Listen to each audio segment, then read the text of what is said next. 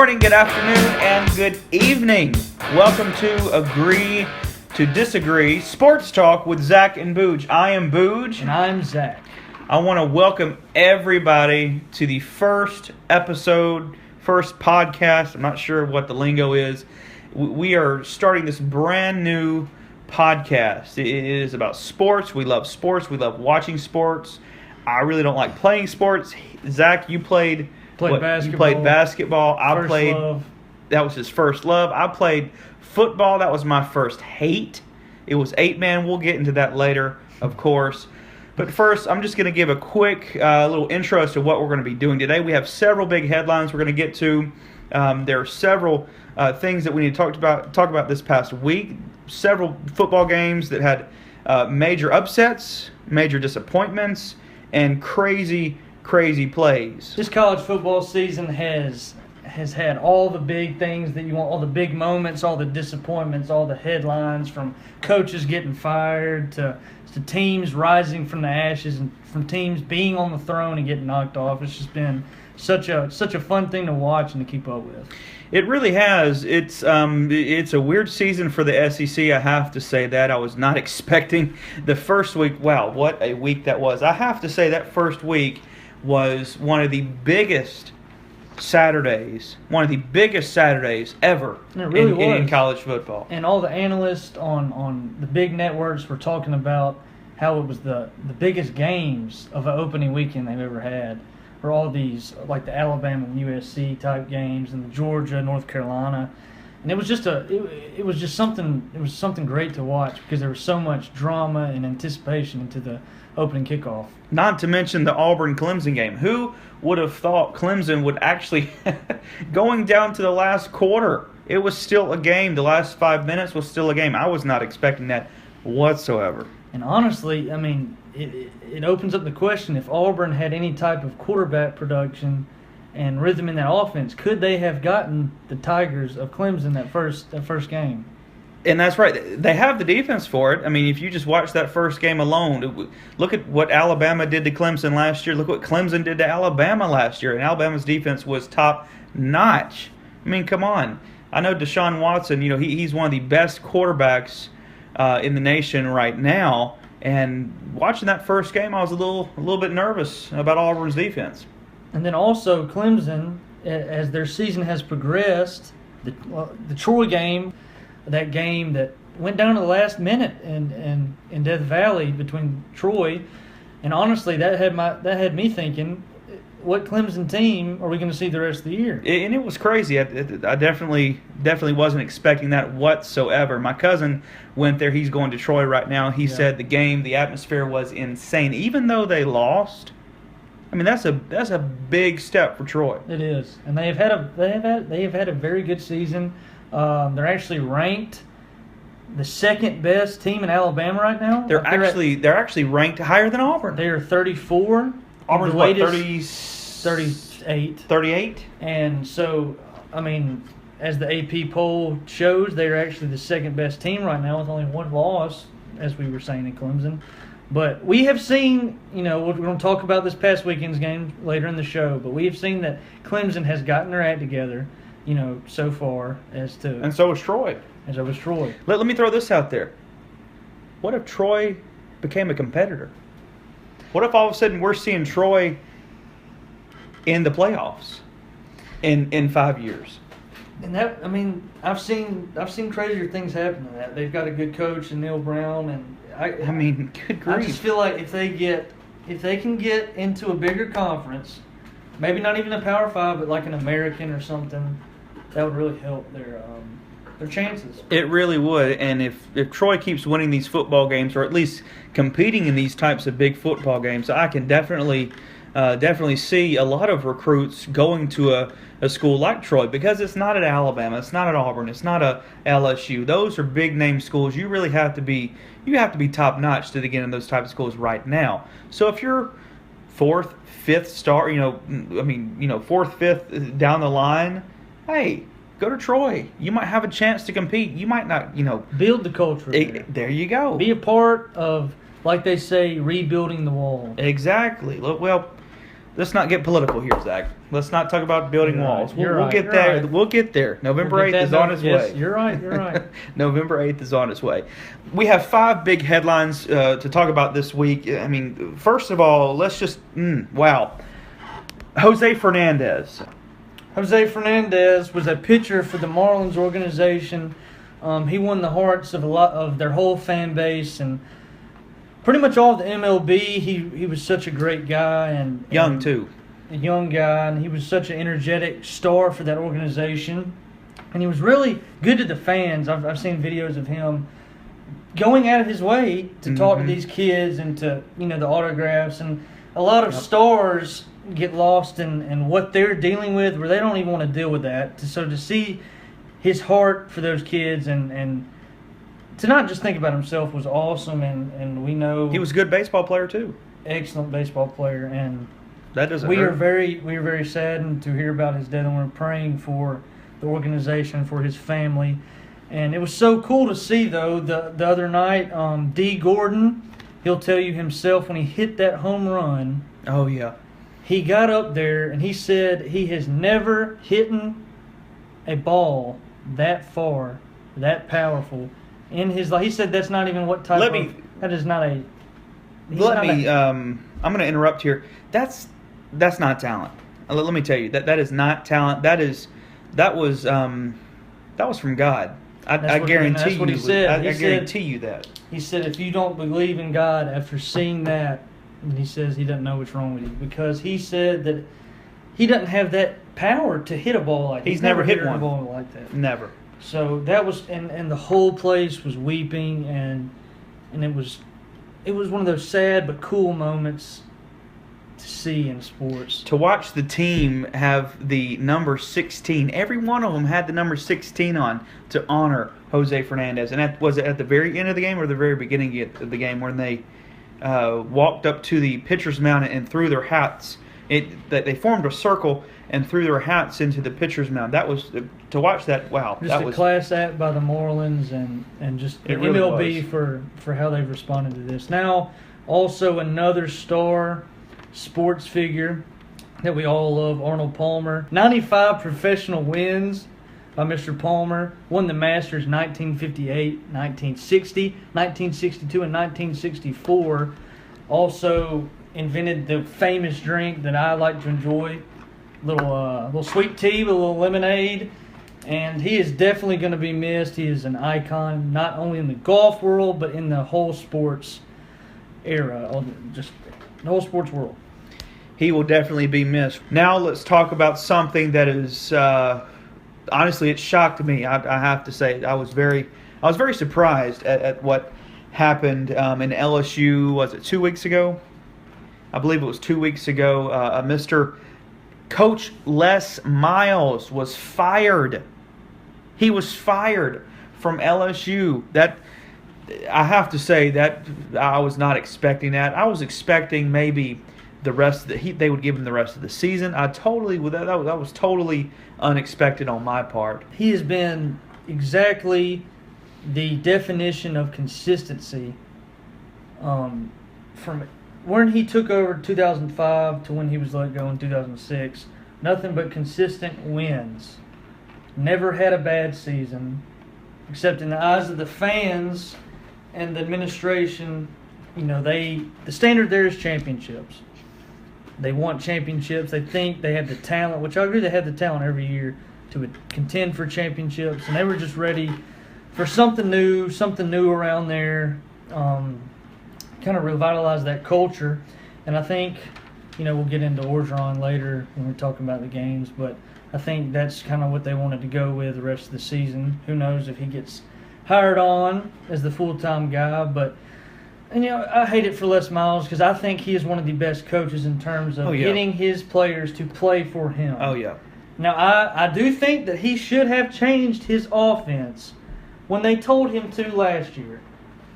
If he would have done that, they have the players to run a different offense. If he just would have changed, let go of Cam Cameron, and changed something up there, like he was told to do, then he still may be on the sidelines for the Tigers. I think he's a classic example. if you can't beat Nick Saban, then you're out. That's just what it is right now. I mean, look at Georgia last year. I mean, look at that. Good grief. If you can't beat Nick Saban, it's pretty much over. Okay, enough about Les Miles and LSU. Let's move on to what, honestly, I don't know much about, but my co-host does. The U.S. Ryder Cup. I'm not going to pull your leg here. I'm not huge into the golf world, but I do know. You've dabbled. You've dabbled a few times. I've dabbled a little bit at the mini golf place, but not on the big boy. That windmill gets you, huh? Every time the clown face gets me every time. But for real though, the Ryder Cup, it was a big come from behind victory for the U.S. Great teamwork shown by the golfers, and we are proud that they have represented our country and beat Europe. All right, now we are getting into something that I really like to talk about, and that is the NBA world. That is our final topic of our 5 big sports events going on. It is just around time for the NBA season tip-off. So that means preseason. Preseason is here. Games have started the past couple of days, and I got 3 big headlines in the NBA world that I want y'all to watch out for this season. First is I want you to watch how the Golden State Warriors respond to adversity this season. It's going to come at some point. I know they got a great team there, but at some point adversity will hit, and I am very curious to see how they respond to that. It's a team full of superstars, as we know. From our perception, some mild personalities. We know that Steph's a good guy, very, very, mild-mannered, and Kevin seems that way, along with Clay, and we know Draymond's a little more boisterous. But I just want to keep an eye on how they respond to adversity. Also, the second one, it is very rough time to be in Philadelphia. 76ers are in some turmoil once again as their number 1 draft pick, Ben Simmons, the guy that they think was going to come in and save their franchise, which I still think he will, suffers a broken foot, a Jones fracture. So that's going to put a little dip in their rebuilding stage. But on the flip side of that, Joel Embiid is back. He looked good last night in his first ever NBA action. Went in there and made some big shots, showed some range actually. So I think that him being there will at least help a little bit. And the third and final thing that I want y'all to look for this season is, I'm not saying that they're going to be great. I'm not saying they're going to make the playoffs, but the young Los Angeles Lakers will look better, and you will see improvement from that team under head coach Luke Walton, who I think is a great head coach, and he's very good at getting guys to buy into what he wants to do. Let's not forget that he's the one that started out as coach for the Warriors last year while Steve Kerr was recovering from his illness. He led that team to that great record, and he was the guy that was coaching those guys. Sometimes we forget about that.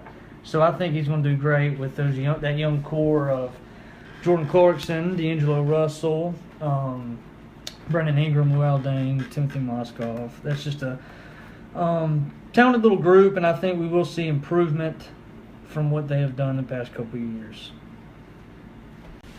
Okay, now we're going to start talking about this past Saturday's games and what a Saturday it was. It might not have been the biggest Saturday, but we definitely had 3, 4, maybe even 5 games that were some great games, some great answers to questions that we have had about some teams. Are they for real? Is this program back? I mean, is this program dead? A lot of these questions got answered this past week. Speaking of dead programs, let's start with Tennessee versus Georgia. Wow, that final score was 34-31. I have to say, going into this game, I was not expecting to see this type of scoring. I was wanting to see some type of low score, maybe a Georgia pulling it out with a touchdown, maybe 10 points. But no, that's not how it turned out at all. I mean, good grief. Now, Boodge, what my mindset was coming in this game, Tennessee got that monkey off their back by beating Florida and kind of taking that next step, it seems like, as a program I kind of thought that could have been their moment to kind of get over the hump and show people who they are. So I thought coming in this game that it may have been maybe almost actually a blowout. Oh, really? Kind of beating Georgia senseless at their own place. Well, I mean, you saw what Georgia did, what was it, last week? I mean, 2 weeks ago? Against Ole Miss. Ole Miss. They did not look good there. Wow. But Easton has gotten better each game. So, I mean, when they got that big 17-0 lead over Tennessee early in this game, people were going, "Oh wow, Tennessee's done. Tennessee's done." I looked at them. I said, "What has Tennessee done this whole season? Start slow, second half, turn it up, find a way to win a game." Look at the Tennessee-Florida game. Yeah, they are finding ways to win games. It may be ugly how they're doing it, Yes. but it's not pretty. as a fan, you're getting headaches. But at the end of the day, You're still getting the your W. team is number 9 in the country, 5-0, set up pretty nicely in that SEC East over there. Gators trying to find their identity. You just beat Georgia.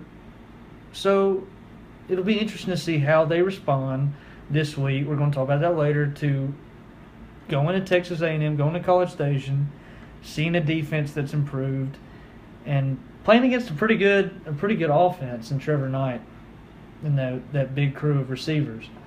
So let me just give you some stats here. First downs, Tennessee 18, Georgia 24. Total yards, Georgia 392, Tennessee 357. now Georgia had a great run game going.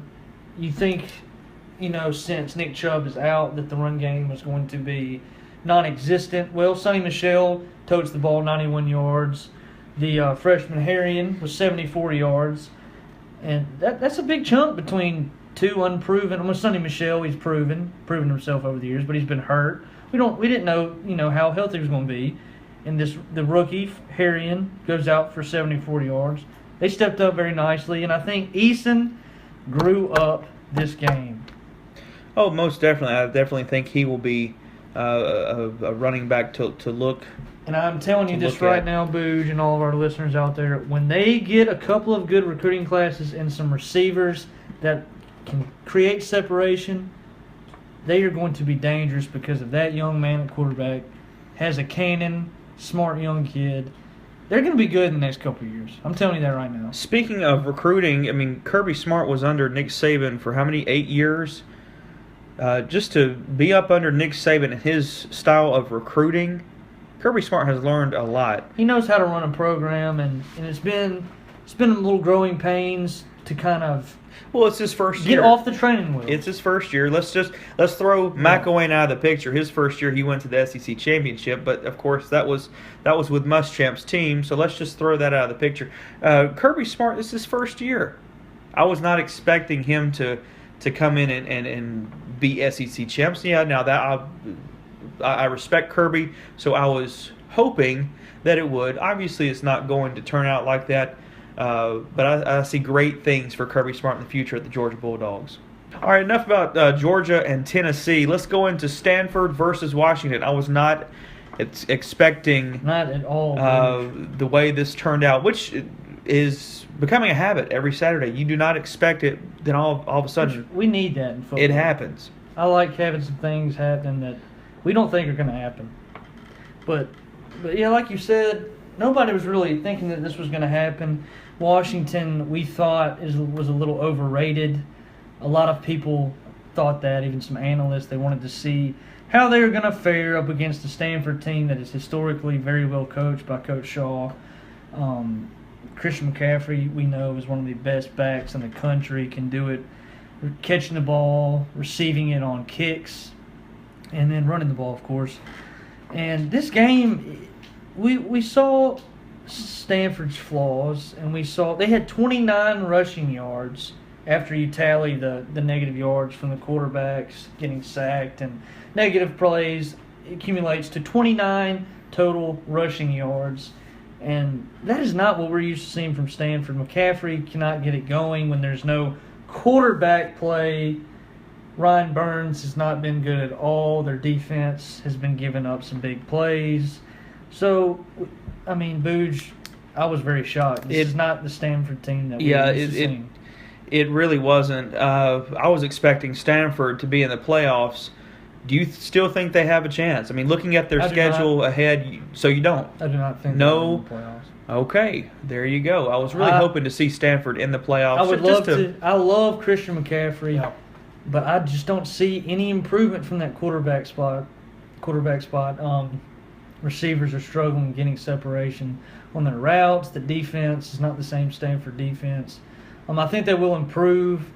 Coach Shaw, like I said, is one of the best in the business, and Christian's going to get his at some point. He just needs some help. He just needs some help out there at Stanford. So that begs the question. Zach, do you think Washington is going to be in the playoffs this year? I do not think Washington will be in the playoffs, but they did answer a big question. If they're a solid team, I do think they are a solid team. Their quarterback, Browning, is a stud. They had a balanced attack. They ran the ball with Gaskins. They threw it to their talented receivers, and I mean it was crazy what they were able to do. But I do not think they will be playing for the playoff. But I do think they are a solid team. Yeah, needless to say, that was another crazy game. It wasn't as shocking or as breathtaking as the Tennessee-Georgia game, but still, what a pummeling by Washington. Okay, now let's go into Florida Gators versus Vanderbilt, a 13-6 win. My gosh, I was not expecting this close of a game. I was hoping that the Florida Gators would at least put 2-3 touchdown on Vanderbilt because, I mean, let's just be honest, they're Vanderbilt. It's Vandy. Come on now. It was a very, very sloppy game. You could tell the frustration throughout the game by Coach McElwain. Well, I definitely think it was a residual from the week prior. Yeah, you could definitely see that hangover from that Tennessee loss on the road. You see the defense. It's crazy that up front on both sides of the ball, Florida got outmanned. They got outgained by the Vanderbilt offense, led by Ralph Webb on the ground. Shermer, their quarterback at Vandy, was 9-25 for 82 yards, so he did nothing there. But on the ground, Florida was getting abused pretty much. Ralph Webb was having his way, and Florida, you see that their defense they weren't breaking. They were bending but not breaking. Yeah. They only gave up 6 points, but they have got to figure something out in Gainesville. You're right, they do, especially after the year they had last year going to the SEC Championship and losing, obviously, to the national champions of 2016, Alabama. What a year they had last year. I was hoping they would repeat it this year. I love seeing Alabama play the Florida Gators in the SEC Championship. What a classic game. Let's next go to North Carolina, Florida State. Take it away. And I can still see that kicker running down the field after he kicked that field goal, doing the tomahawk chop. Oh, that was nasty. That was nasty. That was one of the funniest things I've seen in It a was. while.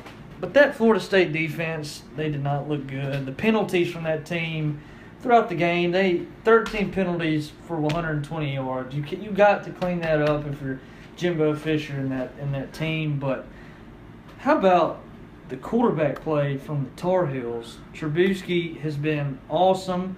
405 yards, 3 touchdowns. And they have such a fast receiver in Switzer, 158 receiving yards in that game. Boodge, what are your thoughts on the Tar Heels and the Seminoles? Well, it was a game I caught maybe the last minute of the third quarter and the fourth quarter. It wasn't, I was not expecting to see, I say that a lot on the show, I wasn't expecting it. I mean, that's what college football is now. You're not expecting it. You just don't expect it. And that's what I love about college football. You expect the unexpected. The 35-17 loss for the Florida State Seminoles, it was an insane game. To see the kicker line up for that kick, how many yards was that? Was that 54. It was 54 yards. Wow. I was on pins and needles, as it were, watching that football go through the uprights like it did, and then seeing him run down the field doing the tomahawk chomp. I mean, it was crazy. All right, now let's go into Wisconsin and Michigan. Another crazy game this past Saturday. And if I was just looking at these stats, the yardage, and seeing what Wisconsin did, then I would think that Michigan would have won this game in a blowout, because Michigan outgained the Badgers 349 to 158. The Wisconsin quarterback, Hornibrook, was 9 of 25, 88 yards, 3 interceptions. Now, if I just see those 2 little points on paper, I'll look you in the face and tell you that Michigan wins the game 35-6, maybe. Okay, now let's go into another insane game. Louisville-Clemson. And that was all that it lived up to be. We were expecting a huge firework display from the game, and that's what we got, 42-36 in favor of the home team Tigers there in Death Valley. Clemson put up 568 yards, but 5 turnovers. You show me that they have 5 turnovers, I'll tell you Louisville finds a way to win. Especially if you tell me that Jackson throws for 295 yards, runs for 162, and that defense, does a decent job. Lamar Jackson is a stud, and I still think even with that loss that they are in great position to make it to that playoff, and I think that he will win the Heisman because he's unreal. The things that he can do, the way that he makes that team better. If he's not on that team, but if you just substitute a solid starter at any other school, toss him in there, I think they're not going to be like how they are now, because he opens up so much for that skill set around him. Oh, he's definitely going to New York, definitely. And I do see, as of last week, the game that he played, even though he lost, he has a good chance to win that Heisman. Okay, I've said this maybe 5 times during this podcast. A crazy season. Has it not been a crazy season? It really so far? has. And this game right here, honestly, Michigan State is not the same type of team that we have seen them be. And we saw another glimpse of that this past Saturday when Indiana, not basketball Indiana, football Indiana, wins that game in overtime. They're making strides to become a better program. Indiana is. Coach Kevin Wilson has done a great job of amping that football culture and providing some excitement to the gridiron. Zach, now let's go into LSU, Missouri. Woo! And wow, Coach Orgeron. Let's just say, Coach Orgeron, what a game to start his head coaching career, interim head coaching career for the LSU Tigers.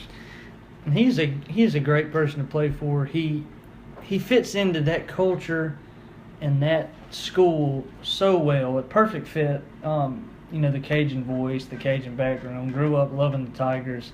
For him to have his dream job. Yeah, for him to have this opportunity to go out there and get this talented, and when I say talented, it's all caps, folks. This team is talented. They have talent all over the field. Defense is elite. That offense has the potential to do special things. And we saw glimpses of what they could become the rest of this season. Fournette not in the game, but his backup, Darius Geis, has a great game. He goes out and scores 3 times and just really does great things for that team. I will tell you this: after Les Miles was fired, I was totally expecting LSU just to give up. Really, I mean, from what Les Miles in the past, 11, 12 years he was there, what Les Miles did at that program. And they love the guy. Won a national championship, went back to a national championship, lost to Alabama. It was, yeah, what a crazy. And it's real easy in that situation for those players to get give caught up. up in the news in the. But you lose someone you love. But after seeing interviews from these players, they love the guy, but they realize that change had to occur, and they're open to what Orgeron is doing. And like in all of his media involvements this past week of him becoming the interim head coach, all he says is, "We're going to bring energy. Let's get back to loving football. We are at a pinnacle to play football. We are at LSU." He knows he has the talent. He knows he has the talent to take it somewhere. One of the best fan bases in the country. Let's go out and enjoy playing the game that we love. If they beat Alabama, he is the head coach at LSU. Are you calling it? Is that a call? If he beats Alabama, even if they lose another 1 or 2 games, if they beat Alabama, Ed Orgeron is the head football coach next year for the LSU Tigers. Wow. You heard it here, folks. Zach Hughes' bold statement. Our next segment, and this is one that we really, really enjoy. We're going to enjoy. This is my favorite one. Besides the stock market, this is my favorite. Because we get to just sit here and talk about what we think is going to happen with this weekend's slate of games. Very excited about this weekend. Some great games. Some more questions will be answered this weekend, we think. Boodge, let's start us off with this Alabama versus Arkansas game. I have been waiting for this game since last year when Alabama played them. It's going to be another crazy game. I don't think Alabama is going to take it away. I think Alabama is going to win. I don't think they're going to win handsomely like last week. It's going to be a rough start. First, second quarter, I'm thinking by the halftime they might be tied. Arkansas might even be ahead by 3 points. I don't know. But I will say this. Arkansas's fans are getting on my nerves, and I'll tell you why. There's a pizza place in Arkansas that is going to give away 1,000 pizzas, large pizzas. They're like $4.99 for a large pizza, which is pretty cheap. Anyway, Arkansas fan for you. Anyway, they're going to give 1,000 pizzas away if Alabama loses.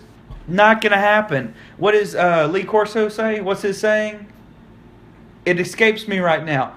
But guess what? I'm throwing the pencil down. Not going to happen. Alabama wins this game. They're not going to win it handsomely, but they're coming out with a win. We'll give our scores later. My take on it is this is going to be an interesting game. This is Alabama's first road test, and this is at a place. It's a big one. And this is at a place that really, really wants that. And you can see, like Boodge just mentioned, this restaurant, giving some incentive for the fans to show up and to cheer on their Razorbacks. Jalen Hurts, boy, is this crucial for him, because I see this game going as the way he goes. The defense is going to make stops, I think. It's going to be a little struggle at times, but he's going to have to make some big plays with his arm, also with his feet, but we've seen him make plays with his feet. He's going to have to put some balls in key places and really move the ball down the field. On the other side of that, can Austin Allen handle the defensive pressure that he is going to see? This is I know they played Texas A&M. They played at TCU.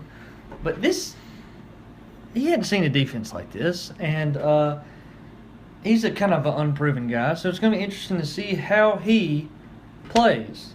If he plays well and throws some dimes, things could get interesting for the Crimson Tide. Like always, I mean, that is their weak spot right now. Is those corners. With a good quarterback, hey, you can throw on Alabama. You can run on Alabama with a good quarterback. With a running back, not so much. If you have a good quarterback, you have a chance to beat Alabama. That's the question. Our next one is going to be, let's see, Auburn, Mississippi State. Their first road game. Am I right? Is that That's their first? This is their first road game. Which, let's get this out of the way. Their first 5 games are at home.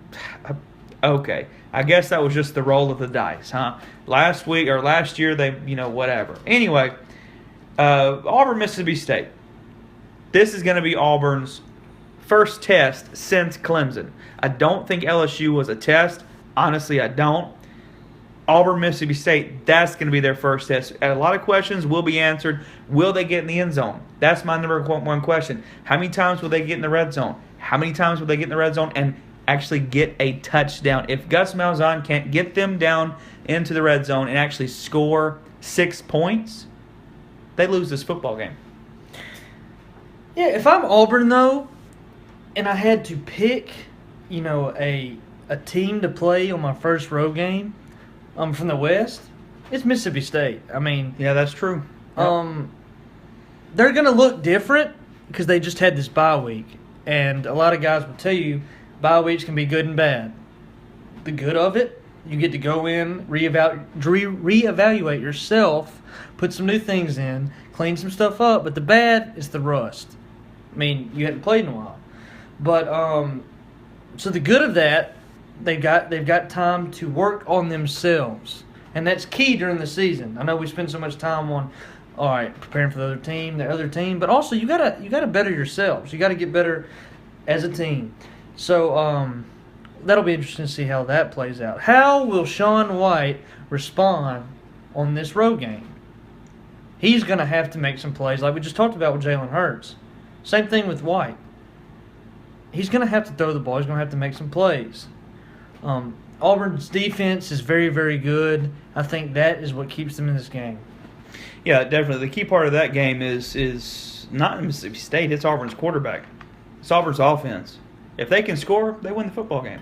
If they get down the red zone, they don't score, they don't win. It's very simple. All right, let's see. We got next one. We got Florida LSU. What a game! Yeah, this one's very, very interesting. Very, very big for both teams. I'm sure all you know the hurricane situation present at Hurricane South Matthew. Carolina. Hurricane Matthew. The state of South Carolina is being affected. The state of Florida is being affected. So they're not sure what that game will look like Saturday, if it even happen. If it does happen, it's going to be very. I believe right now it's still a toss. Right now, it's still going to happen as of right now. So as of right now, it's going to happen. But tomorrow we'll learn change. More. But even if it happens, then it's going to be a very wet environment. Which for these two teams that have struggled scoring the ball, well, we're looking at like a 10-7 game, guys. Boodge. But Fournette's not playing. But the stats show that their backup, he can play. After watching him play last week, Darius Geis against Jack State when Fournette was out, 155 yards, 1 touchdown. Missouri when Fournette was out, 163 yards, 3 touchdowns. The guy can play. He will pose a threat against this Florida defense. And also, Luke Del Rio, if he comes back, that's going to be huge for the Gators. I know he'll have some rust, but I think that's an upgrade from Austin Appleby. I think it's a great recipe for a great football game on Saturday, and LSU. I think LSU is going to take it. All right, now we're staying in the SEC. We're going down to College Station, not too far from old Baton Rouge. Tennessee, undefeated number 9 team in the country, Volunteers coming in against Texas A&M, and that is going to be a battle, I think. It's going to be a battle of the D-line. Both have great D-lines. The Vols, they are led by Derek Barnett and Corey Vereen on that line. On the other side, the Aggies, Myles Garrett, Deshaun Hall. But for me, Tennessee cannot start out slow this game. Zach, what makes you, I'm sure you've said that every game. We've all said that every game. Every analyst in the country has said they can't start out slow. I'm saying it again. Is there a chance that they're going to start out slow? Yeah. I mean, they've done it every game. Is there a chance they'll win the game? Yeah, they've done it every game. I think this game, though, they're playing a team that they can't afford to let that happen. Also on the other side, Texas A&M, can Trevor Knight keep this great thing that he has going? Can he handle this? We've seen him struggle at Oklahoma. We haven't seen that big struggle yet at Texas A&M. Do we see that this Saturday? That is the question of the day. This football game is really interesting. We have Tennessee on one hand. We have Tennessee. Every single game they have won. Every single game, as Zach said, they have come out slow. I'm talking turtle. They're not being the Volunteers. They're being turtles. Yeah, Is Tennessee or Maryland? Come on now. We're also about to stay in the SEC. And Boodge, give us your thoughts first about Georgia at South Carolina. Well, Zach, Georgia, I was really, really rooting them in the offseason, especially with Kirby Smart coming in as the first head coaching job, major head coaching job that he's had in the last 8 years. He's been with Nick Saban. I mean, come on. It's Kirby Smart. He's been under Nick Saban for 8 years. You were hoping that he was going to do something. And obviously he hasn't. This Saturday is going to be a tough game for both teams. But my honest opinion, I think Georgia will pull it out. Like I said earlier, Jacob Eason has a new little confidence to him. Played a great game against Tennessee. A great touchdown toss there at the end. On the other side, South Carolina just can't score enough. Just right under 300 yards per game, 100 yards rushing per game. They just don't have enough athletes and offensive firepower to win these games. Their defense is keeping them in. We saw it last week against the Aggies. Their defense kept them in the game. Scored on their first play, which was interesting to see. Don't see that a lot for South Carolina. But I just see Georgia being, too much. Now we're going to move over to the ACC, an in-state matchup. Florida State versus Miami. Oh, this is going to be a good one. Is Miami back, Boodge? They are. Is the U back? They are.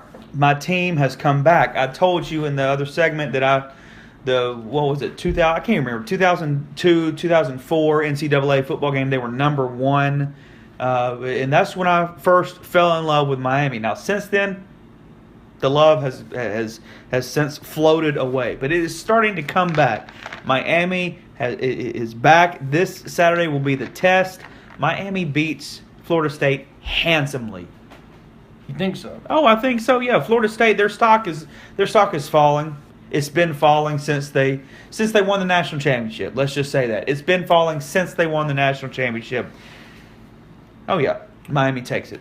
Florida State has had some offensive line struggles. They've got a great running back in Dalvin Cook.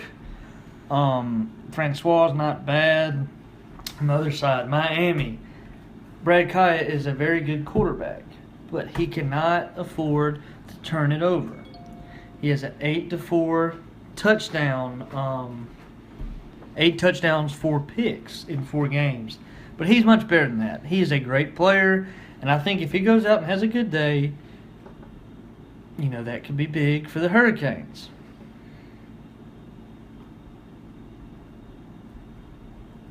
Okay, now we're going to move down to Virginia.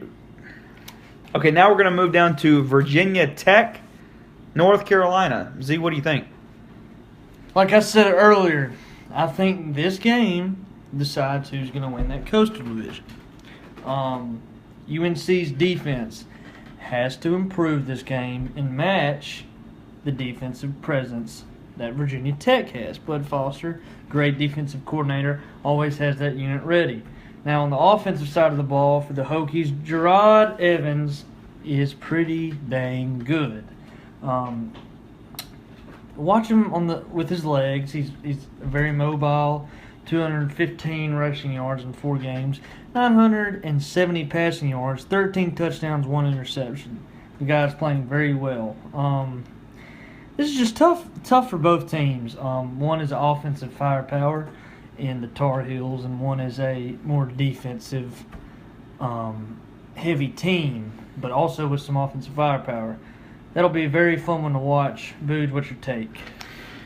Well, the win North Carolina had last Saturday, that's definitely going to put them on the fast track. They are pumped. They are ready to go. They're ready to win some football games, and I believe this Saturday they're gonna win a football game. They're gonna win a football game. They're gonna beat Virginia Tech. Now, I'm not saying they're gonna beat them handsomely, but they're gonna beat them. It might be a last-second field goal like last week, but North Carolina, they've got some fire up under their butts, and I think they're gonna win. Okay, now we're going Red River Shootout. Texas, Oklahoma. What's your take?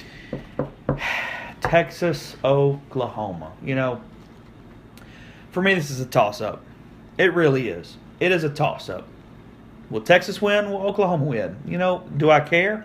Not really. But doing this podcast, I have to pick. My co-host is laughing at me. Honestly, You'll pick later. Oklahoma. Oklahoma's going to win it. All right. It's going to be interesting. We'll change in what's going on down there in Austin. Charlie Strong demoted his defensive coordinator, Vance Bedford, sent him to work with Coach Clay Jenkins, excuse me, a little tired, in the secondary. So Strong's now calling the defensive plays. That will be interesting to see how that works out. Can Oklahoma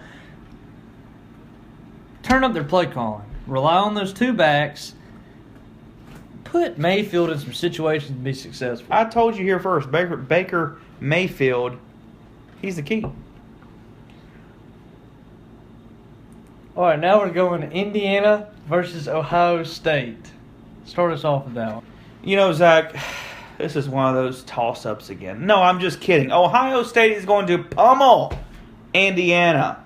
I'm not giving you my score, but let's just say Boodge's prediction, 1,000-0. Interesting. Every year we expect Ohio State to take care of the little Hoosiers in Indiana. This is the year. Decisively. Very decisively. And every year Indiana, in the past, Indiana's been bad, but they've gotten good recently. Not good. Good's a strong term for it. They've gotten better. Last year, 34-27, Indiana lost the game, but they were winning much of the game until Ezekiel Elliott, now running back for them Cowboys, went for 274 yards, 3 touchdowns. Indiana always plays these guys tough. Every year they play them pretty tough. But Ohio State this year is too much to handle, I think. Was like, this is another one of those toss-ups. No, it's not. Oregon's going to destroy Washington. What? It's going to be bad. I'm doing the Lee Corso thing. Folks, are you hearing this? I'm throwing the pencil down. Oregon is going to beat Washington 24. I'm already giving you my score. 24-3. Oregon lost to Washington State last week. Doesn't matter. But they're going to beat Washington. Oh, they're going to destroy them. 24-10. I just changed the score. Look, it happens. This is Boodge's predictions, people. Boodge's predictions, 24-3. I changed it again. Folks, I'm sorry for what he just said there. All you Huskies out there, I believe y'all got this one. Oregon, I'm sorry you're not quacking this year.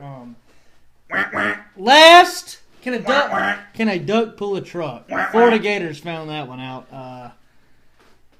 Against Tennessee. When you talk smack, got to back that up. Last game here, we got Boston College versus Clemson. Was that, Clemson, Boston College, it's Deshaun Watson all game long. It's time for him to get up off the bench, throw the gosh darn football, and score some touchdowns. That's my pick. Clemson wins handsomely. 3 touchdowns, at least. He played Auburn, for Pete's sake. Yes, Auburn has a good defense, but it's Deshaun Watson. Look what he did. I said it earlier. Look what he did against Alabama last year. He is going to run over Yes, run over. Retweet that. Pound. Run over Boston College this Saturday. Yeah, I think Clemson's just too much for Boston College, but I think Clemson's going to come out a little slow, just for a quarter. Just for a quarter. It's going to be that big game hangover. We agree to disagree then. Oh, that's fine. That's the name of the show, buddy. The first quarter is going to be just a little slow, but they're going to end up winning the game by big decisive margin. Okay, well, we are now at the end of the show, people. What a show it has been. Thank you all for watching. We have one more quick little segment to get through. It's time for Z. It's time for the scores. I'm going to give you my quick scores. I want you to give me your quick scores. We're going to go one by one, all right? First game, Alabama, Arkansas. Now, I'm being serious here, people. It's going to be 24-17 Alabama. 24-17 Yes, Griffith is going to kick a field goal. He's going to make it. He might miss one, but he's going to make the other one. Now, Zach, what do you have? Alabama 27, Arkansas 17. Oh, we're getting pretty close here. Auburn, Mississippi State. Auburn beats them by 10 points, 34-24.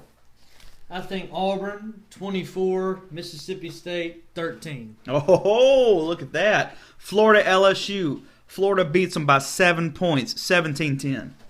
LSU wins 19-16. Oh, we got another one. Tennessee, Texas A&M. Texas A&M beats them by 24 points, 34-10. Texas A&M 34, Tennessee 28. Oh, we're getting close here. Georgia, South Carolina. Georgia beats them 21-17. Georgia 20, South Carolina 10. Florida State, Miami. Miami beats them by 7 points, 28-21. Florida State 38, Miami 35. Oh, high-scoring game, huh? Virginia Tech, North Carolina. Virginia Tech, they will lose. North Carolina will win, and they're going to win by a field goal.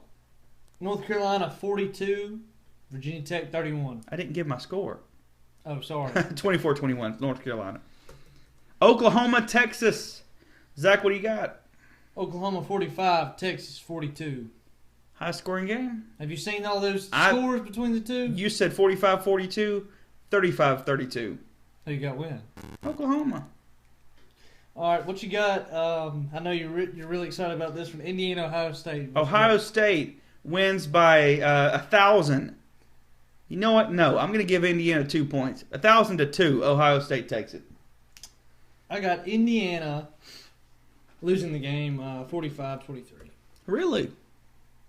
45-23. Washington, Oregon. What do you got? Washington 38, Oregon 28. Nope. I got Washington 42, Oregon 38. I thought in the last segment you. I just changed it. That's just what happens. We agree to disagree. No, I'm just kidding. It's opposite. Oregon 42, Washington 38. Woo, folks! Do you love Boodge or what? Clemson, Boston College. Come on, Zach. Clemson 31, Boston College 7. No. I said it earlier, folks. Clemson is going to destroy Boston College. It's going to be 38-0. Yes, goose egg. 0. A big fat goose egg. Will they get past the 50-yard line? No. Wow. I think they put up a score. Folks, that is the end of that segment. No. That's the end of the show. Wow.